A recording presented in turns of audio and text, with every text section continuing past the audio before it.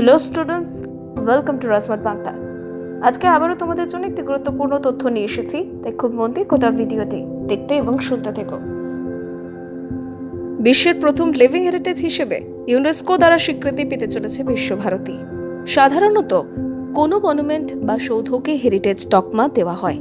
এর আগে স্বাধীনতা পরবর্তী সময়ে অর্থাৎ 1951 সালে বিশ্বভারতীকে কেন্দ্রীয় বিশ্ববিদ্যালয় হিসেবে স্বীকৃতি দেওয়া হয়। বিশ্বভারতীর আনাচে কানাচে জড়িয়ে রয়েছে বিশ্বকবি রবীন্দ্রনাথ ঠাকুরের স্মৃতি। দ্য ইন্ডিয়ান এক্সপ্রেসে 5 ফেব্রুয়ারি প্রকাশিত এক প্রতিবেদন অনুযায়ী খুব শীঘ্রই ইউনেস্কোর হেরিটেজ তকমা পেতে চলেছে বিশ্বভারতী বিশ্ববিদ্যালয়। এটাই হতে চলেছে বিশ্বের প্রথম লিভিং হেরিটেজ ইউনিভার্সিটি। বিশ্বভারতীর উপাচার্য বিদ্যুৎ চক্রবর্তী এই বিষয় নিয়ে জানান, এটি হেরিটেজ বিশ্ববিদ্যালয় হিসেবে ঘোষণা করা হবে। এটাই হবে বিশ্বের প্রথম হেরিটেজ বিশ্ববিদ্যালয়। উপাচার্য আরও জানান, খুব শীঘ্রই একটি আনুষ্ঠানিক বৈঠক হতে চলেছে। এখনও সচল রয়েছে এমন কোনো বিশ্ববিদ্যালয়কে ইউনেস্কোর হেরিটেজ তকমা দেওয়া সারা বিশ্বে এই প্রথম। স্বাধীনতা পরবর্তী সময়ে 1951 সালে বিশ্বভারতীকে বিশ্বভারতীর সাংস্কৃতিক ঐতিহ্যের কথা ইউনেস্কোর ওয়েবসাইটেও উল্লেখ রয়েছে।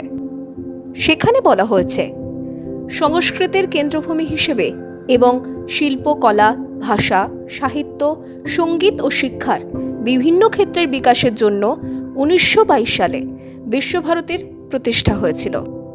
প্রসঙ্গত, কেন্দ্রীয় সংস্কৃতি মন্ত্রকের থেকে ইউনেস্কোর কাছে বিশ্বভারতীকে হেরিটেজ সাইট হিসেবে স্বীকৃতি দেওয়ার জন্য অনেক দিন আগেই আবেদনও জানানো হয়েছিল।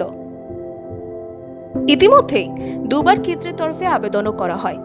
অতীতে International Council on Monuments and সাইটসের একটি প্রতিনিধি দলও বিশ্বভারতী পরিদর্শনে আসে।